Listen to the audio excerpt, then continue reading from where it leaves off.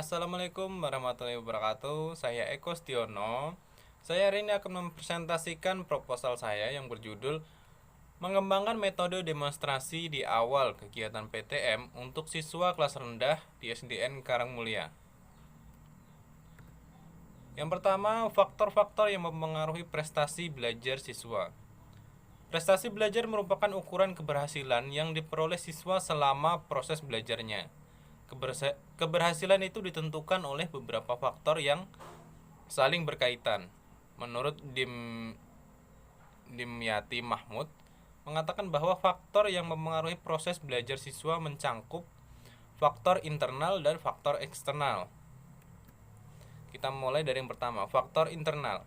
Faktor internal adalah faktor yang keluar dalam atau dari diri siswa itu sendiri, yang terdiri dari need for achievement, yaitu kebutuhan atau dorongan atau motif untuk berprestasi. Lalu yang kedua adalah faktor eksternal.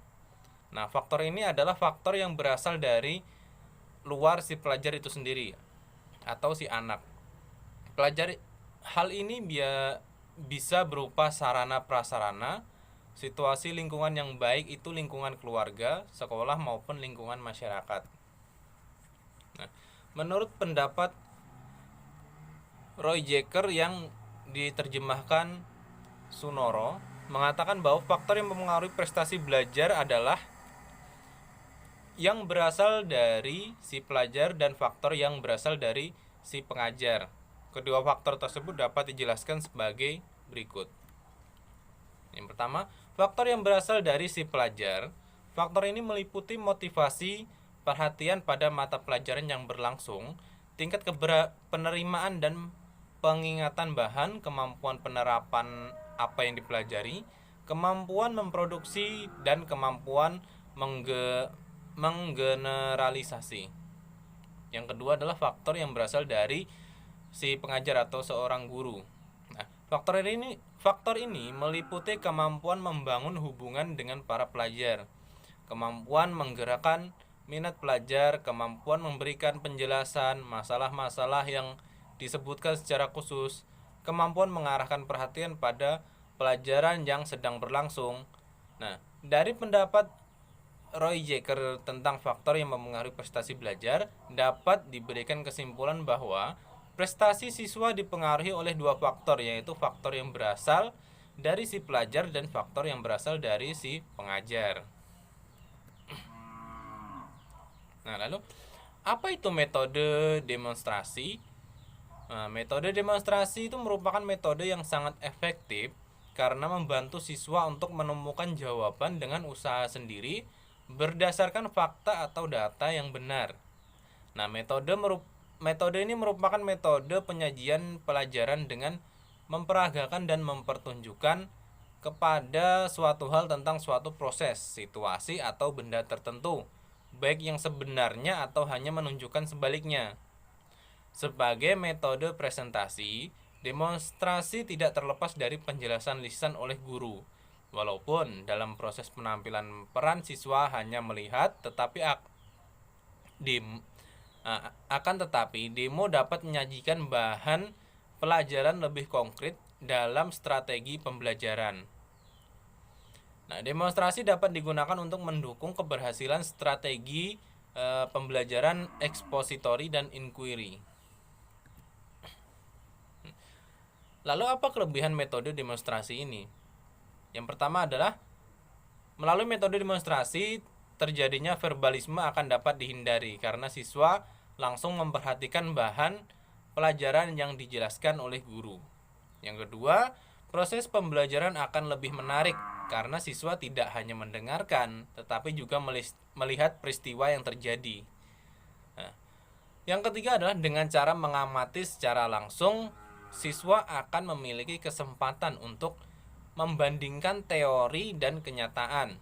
Dengan demikian siswa akan lebih yakin dengan materi pembelajaran yang diberikan guru. Nah, di mana ada kelebihan pasti ada kelemahannya. Nah, kelemahan metode demonstrasi yaitu yang pertama, metode membutuhkan persiapan yang lebih matang.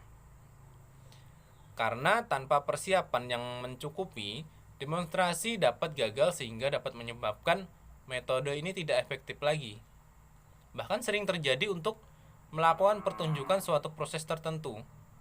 Guru harus beberapa kali terlebih dahulu sehingga dapat memakan banyak waktu. Yang kedua, demonstrasi memerlukan peralatan, bahan-bahan, dan tempat yang mencukupi, yang berarti penggunaan metode ini memerlukan pembiayaan yang lebih mahal dibandingkan dengan ceramah. Lalu yang ketiga, demonstrasi itu memerlukan kemampuan dan keterampilan guru yang khusus, sehingga guru bekerja untuk lebih profesional. Di samping itu juga memerlukan kemampuan dan motivasi guru yang bagus untuk keberhasilan proses pembelajaran siswa. Nah, lalu untuk metode penelitian yang saya gunakan, ya itu ada rancangan penelitiannya. Setting dalam penelitian ini meliputi tempat penelitian, waktu penelitian, dan siklus PTK. Nah, karena proposal saya ini yaitu proposal PTK. Nah, yang pertama adalah tempat penelitian. Tempat penelitian ini dilaksanakan di kelas 1, 2, dan 3 di SDN Karangmulia dengan jumlah siswa sebanyak 23 anak. Itu digabung dari 3 kelas. Nah, lalu waktu penelitian. Penelitian siklus 1 dilaksanakan pada bulan Agustus, sekitaran pertengahan bulan Agustus, dan siklus kedua dilaksanakan pada bulan Oktober atau awal-awal Oktober. PTK ini dilaksanakan melalui 2 siklus untuk melihat peningkatan siswa dalam memahami materi. Lalu ada subjek penelitian. Subjek penelitian ini karakteristiknya sebagai berikut. Dari nama sekolahnya itu adalah SDN Karangmulia. Lalu alamatnya itu di Jalan Sebamban 6 Blok F, Desa Karangmulia, Kecamatan Kusanhulu, Kabupaten Tanah Bumbu. Nah, lalu kelas yang diambil adalah kelas 1, 2, 3 atau kelas rendah.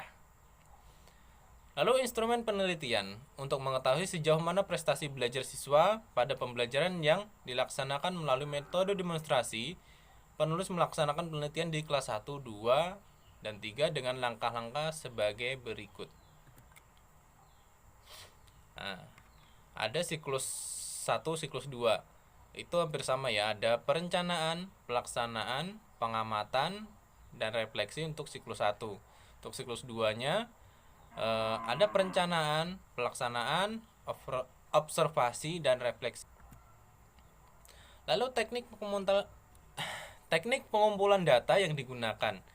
Nah, instrumen pengumpulan data yang digunakan adalah angket observasi guru, di mana guru diberikan angket untuk menilai atau mengobservasi setiap siswanya ketika guru melaksanakan pembelajaran. Nah, lalu ada sumber data. Data penelitian tindakan kelas ini diperoleh dari hasil tes, praktek, dan tes lisan siswa kelas rendah atau kelas 1, 2, dan 3 di SDN Karangmulia pada semester 1 tahun ajaran 2021-2022 yang berjumlah 23 anak yang terdiri dari 23 anak laki-laki dan 30 anak perempuan. Lalu dari jenis datanya dihasilkan data yaitu data kuantitatif. Nah, data kuantitatif didapat dari hasil penghitungan angket yang diberikan kepada guru kelas sebelumnya. Indikator pencapaian. Penelitian tindakan kelas ini dianggap berhasil apabila dikatakan tuntas jika nilai siswa di atas 70 yang sesuai dengan KKM yang telah ditentukan. Lalu ada ketuntasan klasikalnya yang dilihat dari nilai semua siswa dalam pembelajaran apabila mencapai di atas 80% atau sama dengan 80% dari keseluruhan jumlah siswa yang diobservasi. Baik, mungkin cukup itu saja untuk presentasi dari proposal saya. Saya akhiri. Kalau memang ada salah hilap mohon maaf. Saya tutup. Wassalamualaikum warahmatullahi wabarakatuh.